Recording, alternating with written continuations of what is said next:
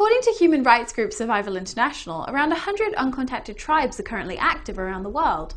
Indigenous communities like this unnamed tribe in Brazil received a lot of attention last year when these photos spread across the internet. Over half of all isolated tribes are in Brazil and Peru, where most are thought to live in forests and areas protected by local governments. Other tribes are located in the naturally isolated South Pacific Islands and parts of South Asia. It's hard to imagine people who know nothing about our clothes, our books, buildings or machines, but they are out there, and they have been living for thousands of years in their own world. Isolated tribes have managed to avoid contact with the modern world, sometimes by chance but often on purpose, a feat becoming more and more difficult as encroaching land developers move into remote territories and threaten these tribes' very existence. In Paraguay, the Totobiego-Sore tribe were once nomadic hunters and gatherers, who now live in communal homes with 4 or 5 families. They're the most isolated of the indigenous Ayoreo people and the only uncontacted group in South America outside the Amazon. Almost all of their land is owned by private, powerful landowners, although under law it should be titled to the native people. The Paraguay government has come under fire for allowing the bulldozing of over 15,000 acres of tribal land, forcing many of the Totobiego-Sore people out of the forest to an uncertain fate. Today their population is estimated to be no more than 300.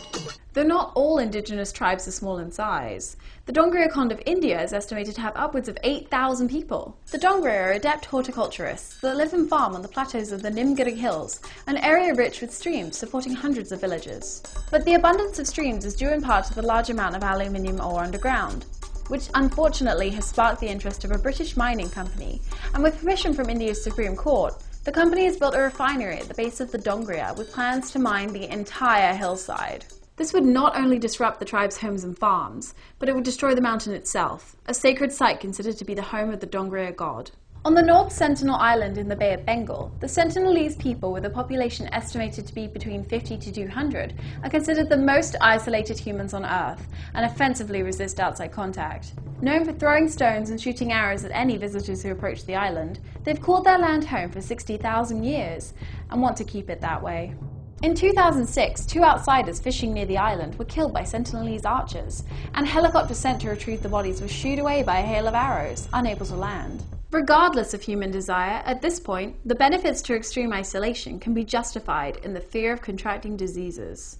Without immunities to diseases like the common cold, flu or chickenpox, and without access to modern medical facilities, contact with outsiders can be deadly. It's a generally accepted ethical rule amongst academians and researchers that our own curiosity should not supersede the well-being of uncontacted tribes, and that it's generally best to leave them be. Contact with outsiders can also have massive repercussions on the culture and religions of these tribes. Consider the cargo cults on the island Tanna in Vanuatu.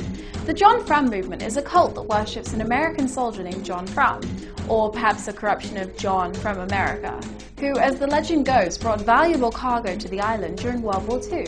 Followers believe John Frum will return on February 15th and celebrate this day each year by raising American flags, painting USA on their chests, and building a landing strip for the return of his plane. You just never know what kind of an effect you can have, and as the modern world stretches its legs, many uncontacted tribes may eventually be forced out of isolation. Hopefully the modern world can learn from its past transgressions with native peoples and do more to ease the process.